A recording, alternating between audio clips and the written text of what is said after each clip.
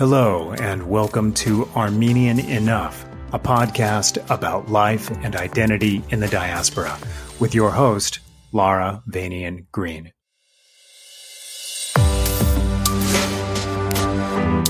Hello, and welcome to this episode of Armenian Enough. I want to start by thanking our monthly Patreon donors of $5 or more because you are truly the backbone of this podcast. I would like to thank Andrea Noravian, Alyssa Zakaryan, Elizabeth Bowles, Zari Yasayan, Talar Keosian, Monica Davidanian, Elisa Aslanyan Zamora, Anna Darian, Narine Hagopian, Marguerite Sagatelian, Lori Yatarian, Natalie Arshakian, Justin Muradian, Ara Babayan, Ara Kasparian, Emma Shanavian, and Aaron Carr. Thank you so much for supporting us so we can keep having these important conversations. And from the bottom of my heart, I want you to know that I am extremely grateful to you. Thank you. Today's guest is a recent graduate of Columbia School of Social Work and on the way to building a career as a social justice warrior. I cannot wait. As a product of 90s New York, as well as Armenian and Eastern European Jewish parents, Alyssa is no stranger to complex identities.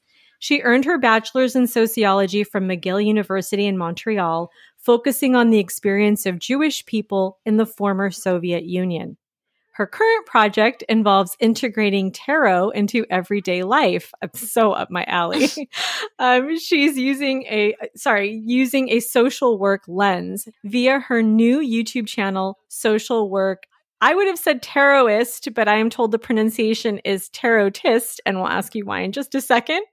Alyssa believes that it's never too late to get more in touch with your roots, regardless of how you were raised, and we couldn't agree more. Welcome to the show, Alyssa Zakaryan. Thank you so much for having me. Thank you for being here. This conversation has been a long time in the making. It has. We met on Facebook on an Armenian pagan page, right? Where yep. there was some Armenian shenanigans happening and some anti-Semitic stuff that was being said. And I could tell, like, from your comments that we were soul sisters. Mm-hmm. And I think we both ended up being thrown out of that group, right? They blocked us. Yeah, because we dared to show a mirror to their hypocrisy and bigotry. Yeah, absolutely. And I just, I don't tolerate that kind of comment from anyone. I don't tolerate it in the form of a joke. I don't tolerate it on social media. Like, it was sad too, because I loved that page. I love learning about Armenian pagan gods and rituals and stuff, but not at the expense of throwing our Jewish brothers and sisters under the bus. So absolutely. I feel the same way. There's not a lot of access to paganism, like pre-Christian Armenian culture. And so I feel like I definitely am missing out on that. But we did create another page, right? We did. The guy, with Vaskin, who did the Armenian pagan episode. Mm-hmm. Yeah, that's a good one. We need to do more. Yes. We need to do more on the paganism. So tell me a little bit, I know this isn't like how we normally start, but tell me a little bit about the YouTube channel and using tarot with a social work lens and why you call it the tarotist. Sure. I actually haven't had much discussion about it, and it's first I'm hearing like tarotist. But that's actually, I'm a fan of puns. And so social work tarotist is a play off of social work therapist because... That's great. Yeah. I'm glad somebody likes it. I'm sure many people will groan when they hear that. I am Brony jokes are my favorite. Good. I'm a huge defender of puns. To me, I feel like social workers benefit when they pull on resources and tools from a variety of practicums.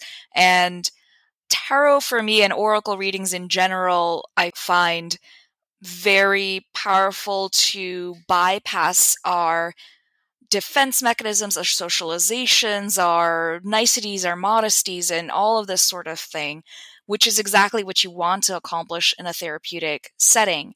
So for me, the point of the channel will be to teach therapists and mental health practitioners in general, social workers, how to use tarot to explore themselves more deeply, and also maybe start integrating it with their client work. I kind of hoping to paganize a little bit the tools that we have and challenge them. Do you know, I used to work at different drug and alcohol rehabs in Southern California as a counselor, and I sometimes would run group therapy sessions. And one of the shortcuts that I would use when I was starting out, and it was a little bit scary getting people in a big group to talk. I wasn't as assertive as I am these days, but I would take these animal medicine cards that are sort of Native American cards, similar-ish to tarot, but they're more like, what's the spirit of the day, or what is your challenge of the day, or what's the strength of the day? And I would have people just pick a card and then talk about what that card meant to them. And it is a way, you're totally right, to bypass those defenses, because it's a little less personal. Of course, they're talking about themselves, but they're talking about what the bear card represents for them, for example. I love that. It's one of the reasons why Women Who Run with the Wolves by Dr. Clarissa Pinkola Estes is such a powerful book and has been for decades. It utilizes storytelling as a way to examine the mind through a psychological lens, and how stories across different cultures can connect through similar archetypes and give us some insight into the human mind. So I think all of these types of tools out there are so beautiful and powerful. Yeah, I like it. There's a room for everything. And in anticipation of this, because I really only found out about your channel a couple of days ago. Actually, maybe it was even yesterday. Oh my God. So I thought it would be fun if I got out one of my tarot decks. I've got lots of oracle decks, and I just purchased the Aleister Crowley deck, which I've seen for decades, but I never had it myself, from House of Intuition in Southern California. So what I was going to do, I'm shuffling now as I'm talking to you, was just pick a tarot card for the day and see how this interview is gonna go, or what the energy is gonna be of this interview. I love that. Should I split it in half or three? What do you think? Half. Okay, here we go. We got oh wow, we got the Ace of Cups. Oh, a lot of emotion. This is gonna be good. Now that we've set expectations really high, hey, I'm going to put that aside. Let's get into it. Let's talk a little bit about your background and the role that Armenian culture and Jewish culture played in your upbringing. Yeah, so my parents immigrated here from the former Soviet Union in 1989, 1990, and they were very excited to establish themselves in the US, and they happened to come to New York City, which is where I was born. I'm the first of three. It was a wonderful, confusing mixture to grow up in these different cultures. I remember having a very strong sense of Armenian and Russian Jewish identity, to the extent that I rejected the label of being American. If I had to say anything, I would say that I was a New Yorker. Like, that's its own identity. That is yeah, exactly. That's what I was going to say. Absolutely. Citizen of the world. Yes. I mean, this sort of priorities that my parents had for me was quite different from, I would say, some of my peers. I think that there was a urgency to develop into a cultured, well-rounded, highly educated person because, what I've learned through the years as I studied the intergenerational traumas affecting both Armenian but mostly I focused on Soviet Jewish and pre-Soviet Jewish peoples. Education was one of the ways that they could protect themselves, that they could stand out. They weren't allowed to be landowners, and so it was very important for them to harness any potential and push it forward. That makes sense. Yeah, so that meant I was going to art classes. I started playing violin when I was 4. I had tutors a lot. I was doing gymnastics. My mom made sure that I was reading a lot of different classical texts. There was lots of studies of maps and like globes and traveling. I traveled so much that I had the privilege of being confused in high school why everyone didn't have a passport, because I just assumed like people just had passports. I love that. So I had a weird upbringing in the sense that my Russian Jewish grandparents raised me, essentially, whereas my brother and sister who came after me were raised by my Armenian set. And we all lived a block apart, but it was still I almost had like an only childhood to the age of 9. Wow, that is really interesting. So for you, like you said, you were raised mostly by your Russian Jewish grandparents. Mm-hmm. So in what ways did Jewish culture show up in your growing up? That would be probably in food. We didn't keep a kosher household. I feel like both sides of my family had some level of disconnect from religion. Soviet influence, of course, but within the Jewish household, I feel like education was such a huge focus, but so was home-cooked foods and blini and, all of this delicious stuff. And my mom seemed to yearn to connect to her Jewish culture. And, we were able to immigrate here as refugees because of American Jewish organizations sponsoring my family. So my mom was very interested in reconnecting with Jews here. And so we would go to our neighbor's house for Passover. And, I was very excited about the whole hiding the matzah. And we made sort of fun games out of that stuff with Hanukkah. We would celebrate both Hanukkah and Christmas because lucky. Yeah, that was the kind of household we had. No, that's really, really cool.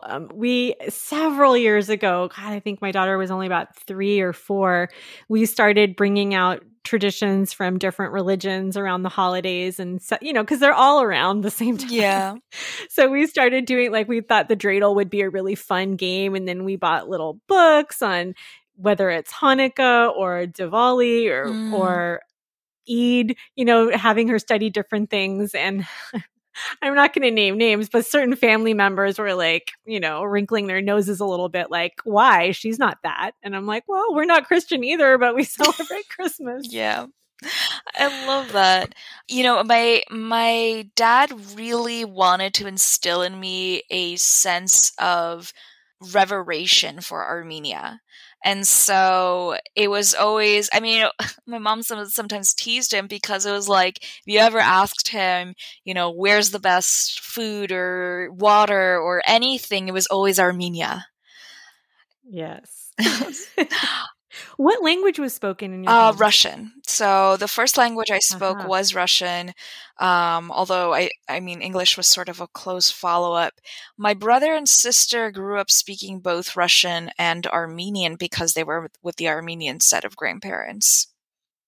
I know in the beginning you said it was mostly your Jewish grandparents, but were your Armenian grandparents also involved in your life, in the first 9 years? Absolutely. So my Russian ones came over first, and since I was the oldest, that's why they became my de facto babysitters. But my Armenian ones came in the year after, and so my brother is a year younger than me, and that's how that balanced out. My aunts came over after that. My mother helped sponsor them. They weren't citizens, so my dad's middle sister got breast cancer, and so did my paternal grandmother. So my mom was able, I mean, honestly, she inspires me for social work. She was able to find them experimental treatment. You know, they didn't have health insurance, and she was just navigating these systems as best she could for her in-laws. And luckily, my grandmother survived. Unfortunately, my aunt passed away. So, sorry. thanks. So that was sort of some turmoil, but it also felt like it brought our family closer together because we knew that we could at least depend on each other. And there's this saying in Russian, I can't remember how to actually say it in Russian, but it goes like, if you're not stealing from the government, you're stealing from your family. Ooh. I love that Interesting. saying because it's so true. I mean, think about the Soviet mentality, you know, think of all the stereotypes of being deprived of resources. That's interesting. I'm just taking a moment to think about that. That's rough, man. Those are extremely stressful circumstances. And I remember going to Armenia in 86 and everything was done on the black market. Like I think my dad told me that an entire month's salary is what it would cost to purchase like one tomato in the regular market. Wow. Like everything was done in like black market. And it was tough. I mean, that's prime survival territory. Absolutely. You know, Russian makes me feel closer to my Russian side. And I lament the fact that I didn't learn Armenian. I mean, there was an Armenian church in Washington Heights, surprisingly. I didn't think there was such a big Armenian population there, but I used to go to Sunday school there and try to learn Armenian, but we sort of just ran around and like played with fellow kids. And we had to sit in on services, but I didn't understand Armenian, so I couldn't follow. I did play Mary in a play, which kind of is appropriate because I'm Jewish too. Yes, so like, absolutely. It works out. Did you end up identifying more with one aspect of your heritage over the other? I would say so. I think that I identify closer to Eastern European Jewish. And, you know, I do say Russian Jewish. I just wanted to sort of acknowledge that because it's something that my mom repeats often. But my maternal grandfather is actually Russian, and he was born in Baku, Azerbaijan, which is super awkward, but his family was escaping famine, and they came down the river, and that's why they were in Baku when he was born. But so his side of the family is Russian, but you know, my mother's mother and their whole family is Jewish, and you know, they were very displaced in Russia and in the Pale of Settlement, and so I would say because I grew up with my Russian side of the grandparents and because I was around Russian speakers, like my peers who were Russian speakers and all the Armenians I knew spoke Russian, there was more of a closeness to that. But I didn't feel close to American Jews is what I think I was trying to get at. Oh, interesting. Well, I was going to go back and ask something just because I don't know it and you've studied this, but because the Soviet Union was so anti-organized religion, were Jews treated differently there? Yes. So Jews were an ethnicity in Russia. So on their passport, it said Yevrey or Yevreika, which means like Hebrew or Jew. And so they were forced out of cities. They weren't allowed to be. There was I think it was 5% were allowed in certain universities or workplaces. They were barred on a systemic level. Wow. So it wasn't based on religion, but it was based on ethnicity. And yeah, I mean, the religion was part of it because if you ever got caught with like Torah or Bible or anything sort of religious, you could be imprisoned. Isn't that true for Christian iconography as well? Yes, it was, but they were not excluded based off of Like they weren't seen as like an ethnic minority. Yes. Yeah. Yeah. But yeah, Got it. that's actually why during World War II, the Nazis attacked Ukraine and my family had to flee from there. But the reason they were because that was on the border, there was such a large concentration of Jews in these more rural areas where because they were precluded from being in these cities. So my grandmother from Kharkiv, they had to go to Siberia to sort of escape the war for a few years until it was over. Wow. Similarly, my dad was actually born in Siberia during a trip that my grandparents did to visit her grandfather, who was like working in a gold mine, I want to say, in like Magadan. Yeah, and they found my grandmother very honest because when they were leaving back to Armenia, they checked their belongings, including my father's diaper, and did not find any stashed gold. And they were like, "Oh, what a good daughter I have. She's not stealing." Of course. You checked the diaper. Yeah. That is too funny. Oh my goodness. So when was your first, or I don't know, maybe I should phrase the question differently already. No.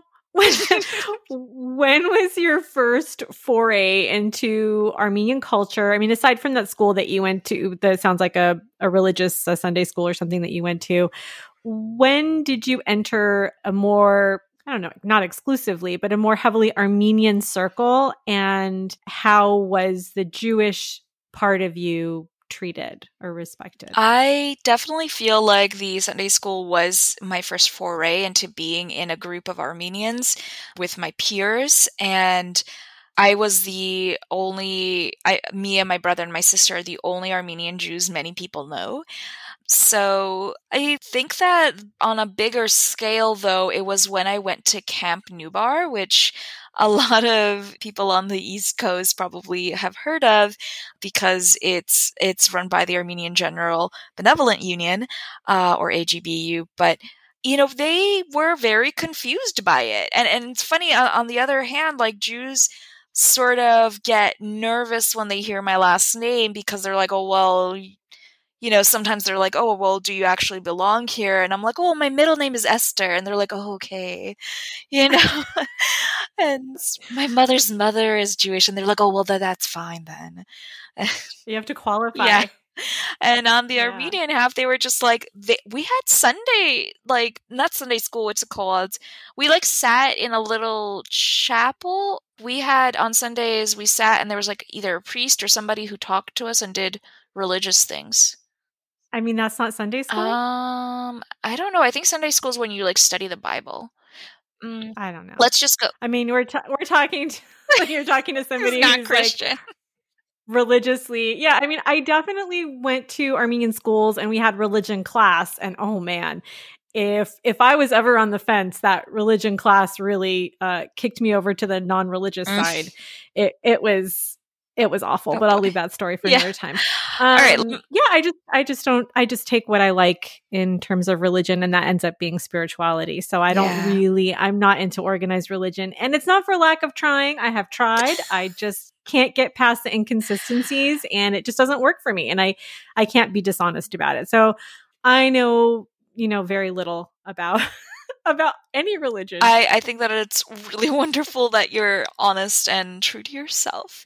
So I guess at Camp Nubar, we had a sort of outdoor chapel, I would say, where we would on Sundays go and like listen to a priest or something of that sort talk to us. And they were kind of like not sure what to do with me because I was like, well, I'm not Christian really. And they were very like, you have to sort of still be here, which was fine. It was kind of interesting to be part of it. But beyond that, I think that the sort of stereotypes that you probably hear through anti-Semitic channels and I think what we saw in that Facebook group for Armenian pagans is that some Armenians have adopted this view of Jews as money grubbing or sketchy or as the enemy. Yeah. And so it's not that they have a more particular hatred of Jews. It's just the regular anti-Semitism that seems to trickle down. And I don't fully understand it. I know that one tiny aspect of it, or maybe it's not tiny, but one aspect of it is a sort of a trauma Olympics for, who had it worse as far as the Armenian genocide or the Holocaust. And, there have been little things back and forth. I mean, really, it seems like a no-brainer that we should all support one another. These two cultures should be best friends, if nothing else. There are so many similarities, but unfortunately, in some circles, it devolves into a competition.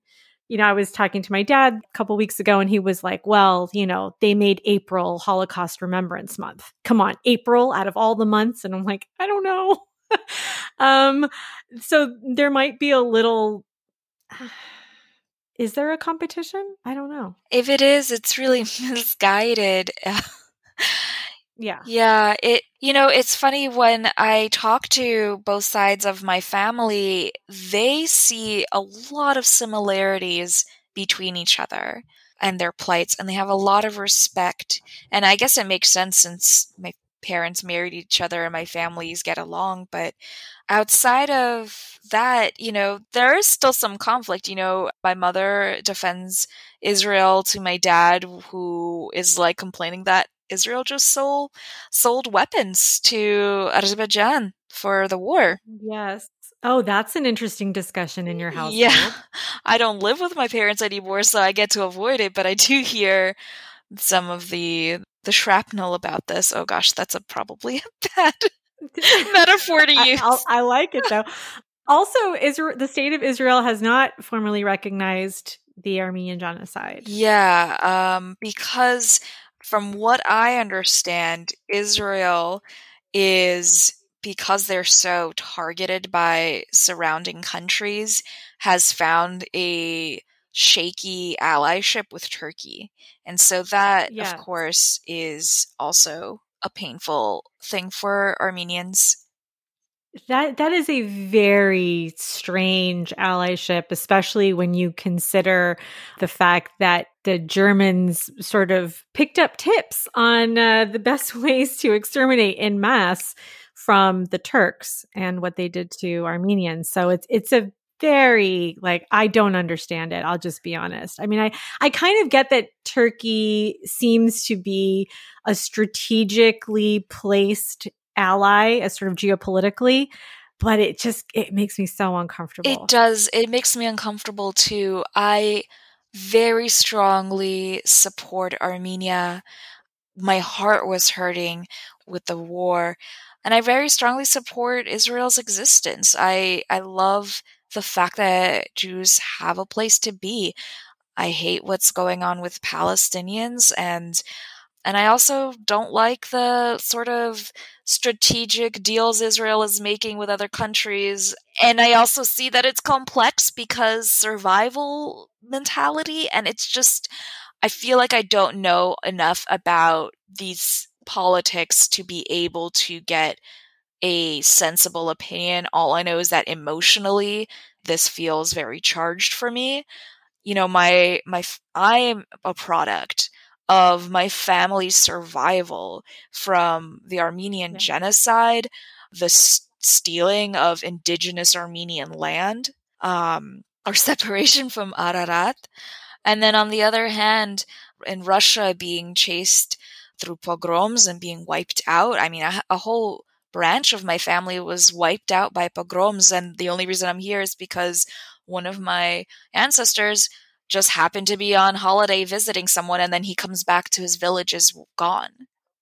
Oh my and gosh. and that trauma, and also of the Holocaust, and yet here I am of both of these lineages, and it feels like survival mode is ingrained in me. And a bit of self-disclosure, I've developed PTSD, and they say that people facing trauma don't always necessarily develop PTSD, but I can totally see why in my genetics I might be predisposed to it. Absolutely. there's no question that having that intergenerational trauma has made whatever segments of your DNA are responsible for stress response has made them more sensitive. And I think that's the children of genocide and Holocaust survivors everywhere. The children and grandchildren express those traits. For sure. How does carrying the weight of both the genocide and the Holocaust, how does it inform or change the way that you are in the world? Like, how do you carry that with you? You know, I think that some of my social justice warrior, and that was a positive term first before some conservative dude bros tried to make it into a negative thing, so I'm reclaiming it. Dude bros, step back. So I feel like this drive for justice comes from this. I grew up back in the 90s, they were calling it a melting pot, but I really like the idea of like a mixed salad where people aren't fully assimilating, but there's an acculturation process where the different communities that have immigrated or have just different cultures are all able to express themselves individually, and there's a diversity that is embraced, and white American culture isn't pressured on others. And I grew up with a majority Hispanic, Latinx, primarily Dominican and Puerto Rican community in Washington Heights, and I didn't realize that there was so much similarity in the immigrant experience until I started going to like high school and other places and being around white Americans. And I was like, oh, like I feel more comfortable over here, even though I am white, I feel more comfortable amongst fellow first generation immigrants. And so I feel like that has provided for me a lens for understanding some complex identities. I also identify as genderqueer and pansexual and polyamorous and within the kink community. And so, and also... That was a lot right there, and that you fit a lot into that little segment. Well, tell me a little bit about genderqueer. Yeah. So genderqueerness for me is in a way actually tied up with my spirituality. You know, as a bit of an aside, but to me it's still relevant, I guess.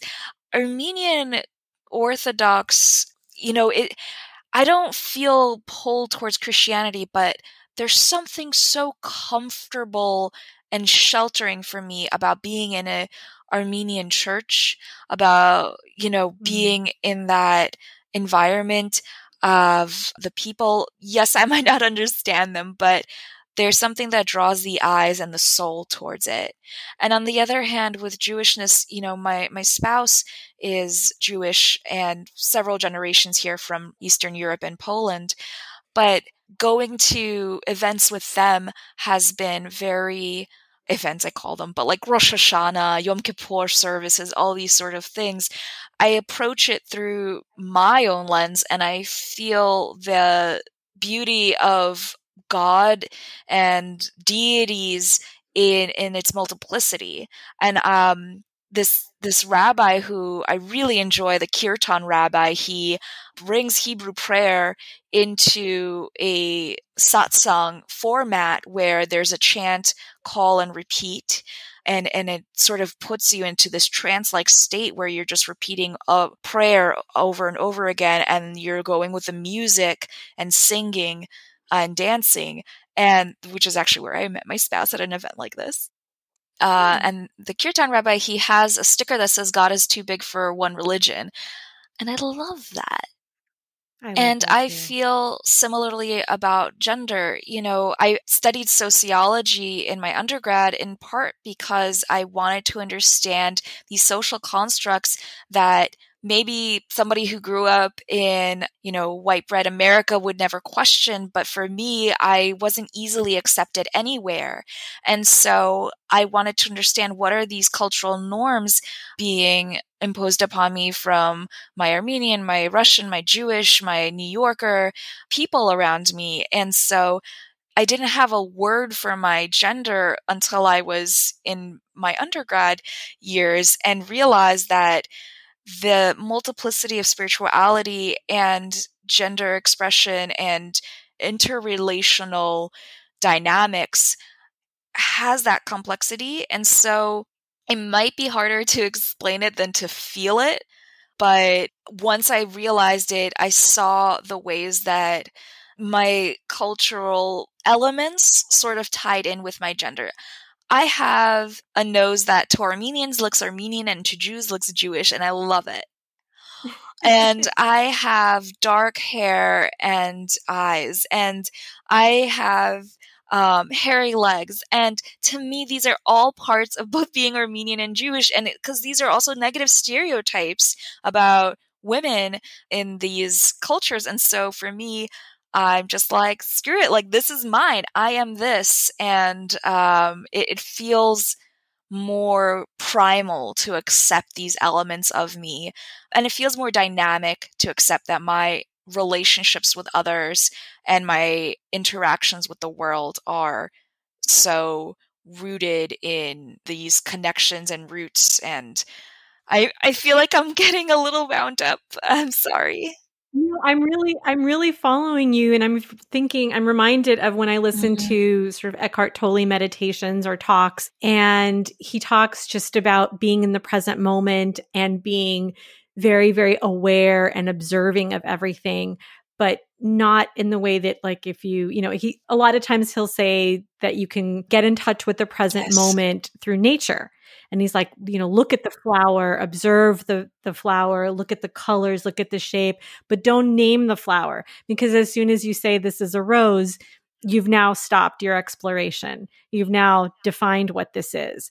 And I think that's kind of what you're saying, that by leaving the definitions more fluid, it allows for more possibilities and it leaves room for the unknown. Whereas if you say, I'm a woman, now you've just put yourself in a box, which is fine. And if you identify like that, that's totally valid as well. But now you have some limitations, maybe not entirely of your own choosing, that are placed on you. And by having your pronouns be they, them, as well as she, her, then that opens up the possibility of who you get to be in the world and how you get to express yourself. That is so much better put than I could have done it. And I love that. But that's what I got from your explanation. Yes, that's exactly it, and this is something that I feel comes from my parents, my ancestry, is this need to be adaptable. I identify very strongly with Fox. Alyssa was a name given to me both from Alice in Wonderland, because in Russian it's pronounced the same, Alyssa в стране чудес. Oh, that sounds so cute. And also from the Russian version of Pinocchio, Buratino had a character called Alyssa Lisa, which means Alyssa the Fox. And that's really cute. Yeah, I think it's so cute that it rhymes. And I don't think my parents realized how much this would influence me. I love costuming and I love weird and alternative things because I like considering and reconsidering the norms. One of my personal mantras is shake up the comfortable and comfort the shaken. And to me, that represents a social work tenet to sort of be there for people who've been disenfranchised systemically or just interpersonally, and also to challenge root systems. I have a distrust of systems that stems from my family's treatment.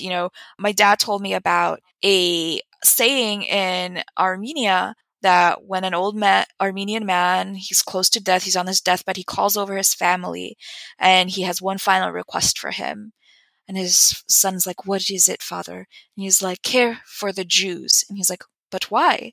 He's like, because after they kill all of them off, they will come after us next. Oh. And yeah. Out. I never heard that. And what's funny is that on two separate occasions, a day apart, I was talking to my father and then my mother's mother, and they both told me the same anecdote, which I thought was auspicious. As you told me your your motto. I thought that could be a really good tagline for our Oh, podcast. I love that. Feel free to steal it. I love it. No, but I really those are my two. Well, I have a lot of missions in life, but those are two of the things that I live by too. To question things, to shake things up, but just a smidge. I'm not a huge disruptor. I'm just a little shaker, and and also really, really one of the main things that I do in my personal life, and hopefully in the podcast too, is help people to feel less alone and help put them in touch with their own strength. Yeah. Their own inner I love strength. that. I think it's resilient to be able to be adaptable. And while in a personal manner, I find that I pull on the archetype of what a fox can be, at the same time, like I see myself within the context of my family as needing to be useful and flexible and accepted in different places. I used to joke that like anywhere that I would go, I could at least, if people were hating on Jews, I'd be like, no worries, I'm Christian. If people are like excluding Christians or Armenians, I'd be like, no worry, I'm Jewish. I went to my undergrad in Canada, and if I needed to, I could be like, yep, no, totally Canadian. I have a little bit of knowledge on that. I also have 2 degrees from universities that are well known enough that if I wanted to go work in Europe, I would be accepted with my credentials. There's a lot of ways that I've planned and thought of my life as someone who needs to be able to pass easily through boundaries. And social work is exactly that. It's such a flexible and varied job description. And I feel more comfortable when I have these, not escape routes exactly, but, like a Girl Scout or Boy Scout or whatever. I never was a part of these, but always prepared. Yes. No, I see that. And I really get that you were born outside of the box. And it sounds like you've really come to embrace that and embody that. And that really is a lot of the work here on this podcast is just being Armenian and Jewish, you're already like, what box do we put you in? You can't. And I also want, there's a lot of Christian, I don't know what the word to use is, like superiority complex or something like that Armenians have. And I've heard so many times over and over Armenians state that all Armenians are Christian, or that if you're not Christian, you're not Armenian. And I just want to put that to rest because it's just clearly not true. And it's not, no offense to anyone who is. I think you and I both are really open to all forms of belief. And like you said, God is simply too big for one religion or any religion. Yeah. And that's, my point of view, but nobody gets to take away our Armenianness because of what we believe. It's not anyone else's to take away. Absolutely. I love that. I'm snapping, but I don't know if you could hear it. You are a social justice warrior. Yeah. Snaps, hisses. If I say something bad, it was like, is that you? Oh God, that reminds me of my old 90s activist days. What do you think that how do you think Armenians could benefit from being more like Jewish culture? That's an interesting question. I think that Armenians are very proud and have a sense of cultural strength and solidity, which maybe that I'm kind of answering the opposite way, but I think that there is a benefit there for Jews to sort of gain that, because in a way, because Jews have been dispersed so many times and haven't had a land for so long, there is more of a adaptation that Jews have done to the extent that they have lost a sense of self. And so in one way, I feel like Armenians can show Jewish people what it's like to have a pride in themselves, that it's okay to stand up and be visible And on the other hand, I think that I have found that Armenians have a conservatism around them, an insularness to them, I would say even, that is not a fan of diversity at all. I feel like majority of Armenians think of themselves as white and Christian and cis and modest, and they don't challenge these things. I honestly am still shocked that I've found a community of liberal Armenians. Like, and so, Our numbers are growing. yes, yes. Mwah. As I'm like putting my fingers together. Like, no, it's true. It's true. Sorry, you can't I fight love it. And you know, especially American Jews, I would say, which again, to me, I feel like I'm still getting acquainted with them. But American Jews have a strong push towards social justice activism. And I think that would be such a beautiful thing for Armenians to take on. And I saw photos of, at the Armenian Genocide Memorial, people standing with signs that say Black Lives Matter. And I thought that was so powerful, especially because some Armenians have been called slurs, which I won't repeat here, but that are rooted in anti-Blackness. They've been considered like the low end of things in Russian Soviet society. And yet here they are turning around and be like, well, then we're just going to be this pure insular sort of sect. And so the fact that there's more and more people breaking away from that and seeing that, you know, all of our liberation is tied up together is so powerful. And that's, so I think that in both ways, there's these strengths that these two cultures can share with each other. That is it. Our liberation is tied to our unity. Yes. And so I think especially as Armenians, like we cannot afford anything that divides us. Yeah. We are not that many. There aren't that many of us in the world. Yeah. We can't afford, there's no disposable Armenian. It's sad and it's true. Right? So you mentioned something about you and your partner going to Jewish events, but have you ever taken your partner to an Armenian event, and what's that like? I have not, except for like a family event. So I brought my partner over to meet my grandparents, and, you know, I'm lucky to have grandparents who have lived such long lives. My papi passed away in November 2019. And my other grandparents are still alive right now. But before he passed away, I brought my partner to meet him and my tati, and it was such a beautiful moment. Like, my partner Jay like walked into the apartment and my papi was just like, "Oh, hello, come here and help." And he like immediately put Jay to work to like helping fix up like some blinds or something. And you know, a lesser partner probably would have been like irked by this, but like my partner is so family oriented and was just like, "Oh, this is great. Like, I love being embraced into the family immediately like this." I've never brought a partner to meet my grandparents before, so I think they understood the significance of it.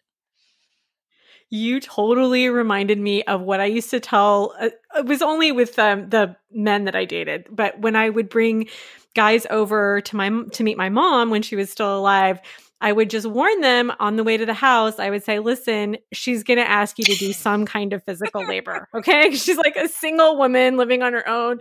And sure enough, she would be like, "Oh, hi, whatever your name is. Like, can you please move these chairs into the garage? Oh, thank you so much." I love that. She would immediately put them to work. It's just, that just totally brought back a great memory. Oh, that's amazing. I love that.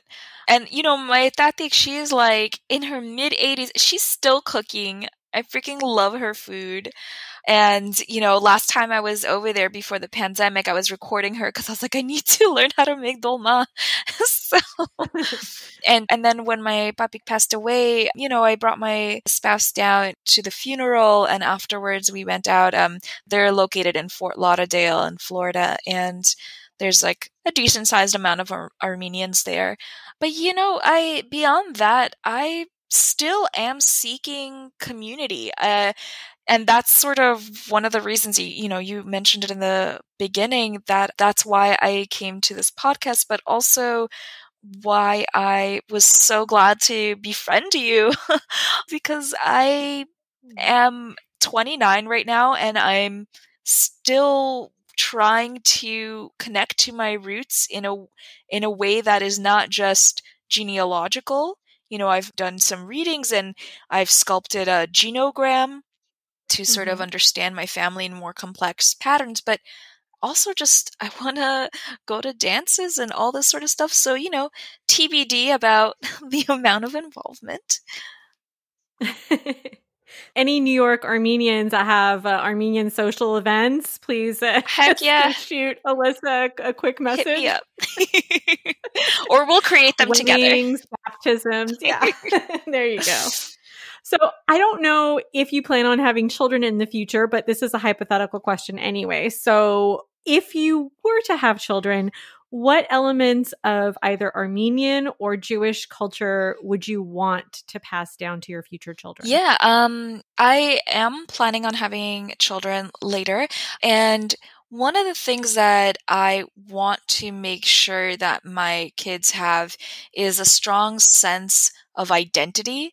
I think one of the problems in the US with white supremacist culture is this disconnect from people's cultural identities and the culture that sort of like what is even to be white in such a general term. And I think that the label of white creates this maladaptive grouping of people who have white privilege because it takes away from people's ethnicity.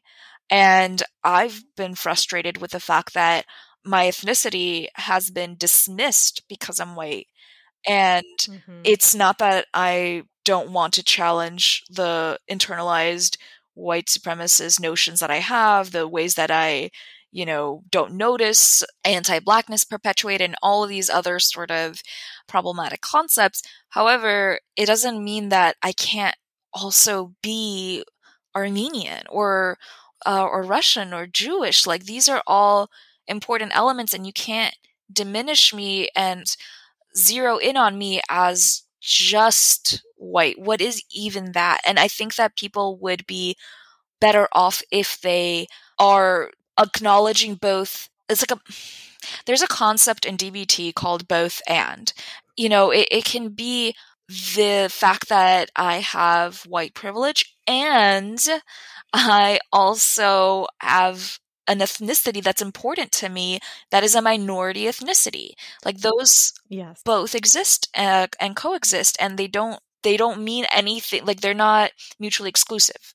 And so for my children, I would want to pass on that sense of strong ethnicity. But unlike my parents who had a shifting minority status, like they did not have a concept of what it means to be part of a privileged group when they came over to the States. I want to make sure that my children also continue the fight to challenge anti-Blackness and xenophobia and all of these other systemic issues that are rooted in toxic capitalism and white supremacist culture. Wow. I don't even know what to say after that, but now what I had to say sounds silly, but I was going to say that whenever I have to check those ethnicity boxes, it feels really weird to check white. And then if I go to check other, I feel like, am I being like one of those people? Like I'm Armenian, like, I don't know, but I haven't found peace with that yet. But white doesn't really seem to fit, especially in the United States. I don't think, if you drop me in the middle of, I don't know, I was going to name some like racist I state, but if you drop me in the middle of the Midwest in the United States, I don't think those people will consider me white. Yep. I don't think I'm that kind of white. Yep. But also, if I get stopped by a police officer in Los Angeles, I think I'm pretty white. So who knows? I'm still, we need more categories. Absolutely. One of my biggest crusades is about people using Caucasian in place of white. I always felt more comfortable when it said Caucasian, though, because I thought, well, yes, literally from the Caucasus. Yes, but that's not. Some people think it's like a fancy way of saying white. Mm-hmm. Part of the reason why I challenge people saying Caucasian instead, and when they actually mean white, is because it stems from a 18th century European scientist called Johann Blumenbach, who decided that there were only 4 races, and he called Africans Ethiopian or black, non-Caucasian Asians were Mongolian or yellow, Japanese and Chinese were Malayan or brown, which also included Aboriginal Australians and Pacific Islanders, and Native Americans as the red race. And so he thought that whites or the Caucasian race were the ultimate, race. And so it's the term Caucasian as applied to white stems from this racist classification system. So I think it's important to distinguish it and, acknowledge the fact that we still use the term black and white for race. So we still say Asian, and although now we get more specific with South Asian or Southeast Asian, and we need to step away, in my opinion, from calling white people Caucasians, because it's kind of like a square and rectangle situation. Caucasians may or may not be white, but white people are not necessarily Caucasians. So I'm Caucasian because my family comes from the Caucasus Mountain region, sorry. And somebody who was born in Iowa or an English person or Scandinavian, they're not Caucasian. Their race is white. Got it. This is a lot more than I've ever given this thought. But I mean, no, that's really useful to know. Yeah, I think that a lot of people don't. I've literally heard people say that they just thought Caucasian was a fancy term for white people.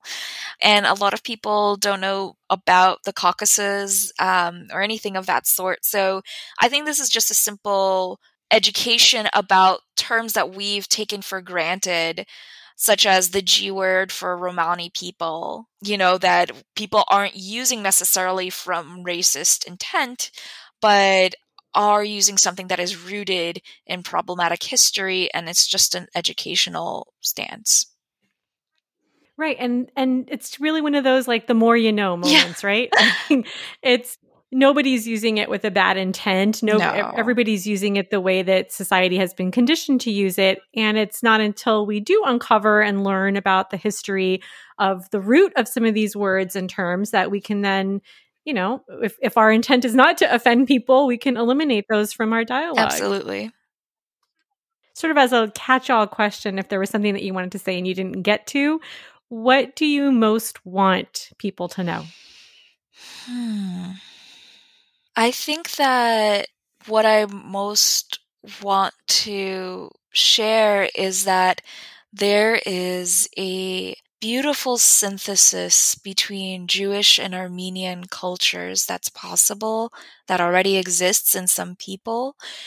They have found ways to be resilient and brilliant in the face of so much adversity. And there are more similarities than differences. They both love music and comedy because it's a universal language.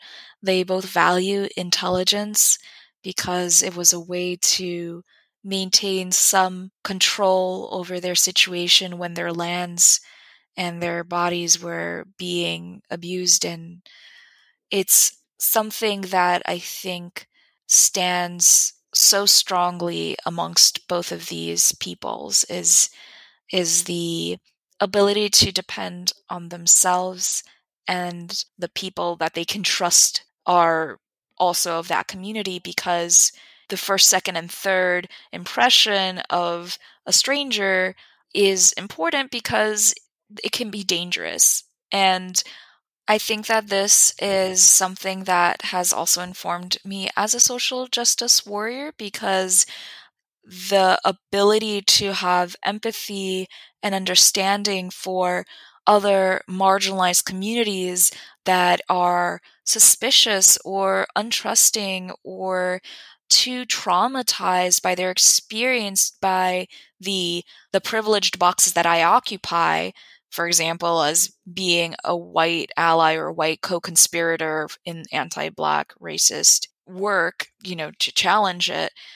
It is something that I can understand because I've been taught from a young age to have a knee-jerk reaction to anything related to Turkish culture. Anything related to Nazis or Germany has also been very tense for me. And so learning to open my mind up to that is a huge amount of effort and unlearning. And when you are living in a culture that is continuing to pile things on you, why would you trust the first nice word someone says? Because will they be there when things are challenging? And I think that that's part of the reason why some Armenians feel hurt by Israel's actions. It's because it's like, all right, well, shit's hitting the fan. Are you going to be here by my side or not? Mm-hmm. That amalgamation of both innovation and strength is something that I see as a bridge between the cultures. It's beautiful. Thank you so much for talking to us today. This was really, really a great conversation. And I kind of feel like we could have talked for a lot longer, but I want to get to our 5 fun questions, which is how we wrap up every episode to kind of put a nice little bow on it. So are you ready? You haven't studied, have you? No? Wait. I studied my schoolwork. What do you mean? I'm a great student. What is your favorite Armenian food? Ooh, khachapuri, I would say. It is so delicious. I love cheese. But I love the way that my tatik makes it. Aw. So you were saying that you don't speak any Armenian. Do you understand any of it or not at all? Not as much as I would like to, but a little bit. When people are speaking Armenian around me, I could pick up, speaking of cheese, I know how to say, yes, zumem panir, I know how to say, like, that's very cute. I know how to say barigisher, but yeah, not too much. Do you speak any Hebrew? I speak 0 Hebrew. Yeah, my family did. You know how to say I want cheese in Hebrew? No, I know how to say it in Russian, but that's about it. Я хочу сыр. So, my family, like, Hebrew is something that was really revitalized by Israel. My grandmother didn't really speak Yiddish because her parents hid it from her. It was both their secret language, but also a way to protect her, because if she was speaking Yiddish, she might get picked on. Oh, wow. So you identify pretty heavily with being Armenian and Jewish, but what is the most American thing about you? I think that my love of diversity is one of the most New York things about me. I guess I'm going back to being a New Yorker over American. You just will not be called American. You're like, every time I say American, you're like, New Yorker. Yeah. I'm a New Yorker. Excuse me. Yes. Oh man, this is just too big of a country to have one culture, to be honest. But that's true. That is really true. I just absolutely love having both an open mind for other people's culture, but also just like their little mini traditions, the ones that they've created, while also having simultaneously a respect for their privacy. I think that one of the biggest things that people underestimate, because New Yorkers dress up real cool sometimes, and it's not always polite to stare even if they look super cool. And that's something that I've learned to apply to other parts of my life, and just like, I respect you as who you are, and damn, do I want to celebrate that you do it. You touched upon one of the big cultural differences between Armenian and American culture, and that is the privacy issue. There is no such thing as privacy in Armenian culture. I don't know about Jewish culture. Maybe you can talk to that, but there's not even a word for privacy in Armenian. I did not realize that, but don't I know it from my don't I know it from my upbringing? Knocking on doors? What's that? Like, I can't. Yeah, no, it's a foreign concept. Yeah, like my grandparents, my aunts and cousins, they all lived in a 1-bedroom apartment. Like, what is this privacy?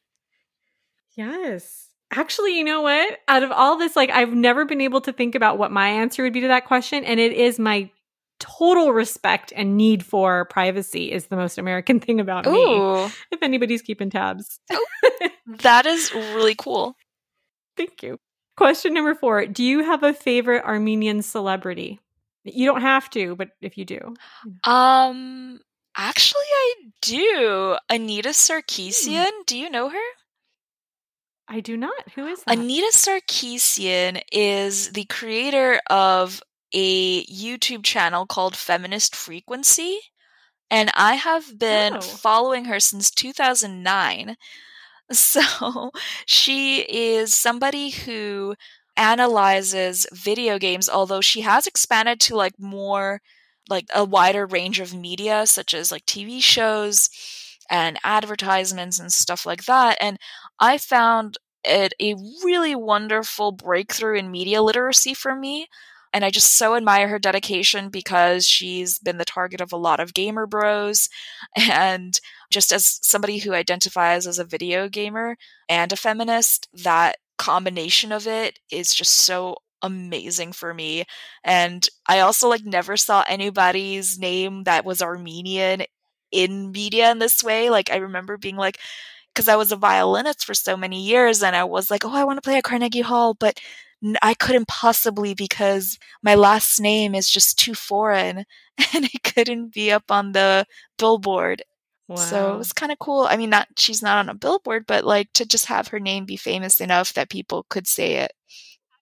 As you talked about her, I realized that one of our other guests, Sarah, did mention her, but I guess it didn't stick in my mind because I didn't go out and. Does she have a channel? What's her Feminist channel? Frequency. Okay, I'll have to go check. Twice is the charm. Okay, so lastly, do you know how to read Armenian coffee cups? Oh my god, I've heard of them, but no, and I really want to because, I practice tarot and other oracle readings, and it would be so cool to learn a divination connected to my roots. Oh my god, you need to get access to a little Armenian coffee making kit. I know like Henry's House of Coffee sells them for $50 online where they send you everything like the jezve, the spoon, the coffee, a cup. This is so up your alley. I forgot about the tarot for a minute. You should totally do this. Oh my gosh. Yeah, my papa might have some actually. I'll have to find out.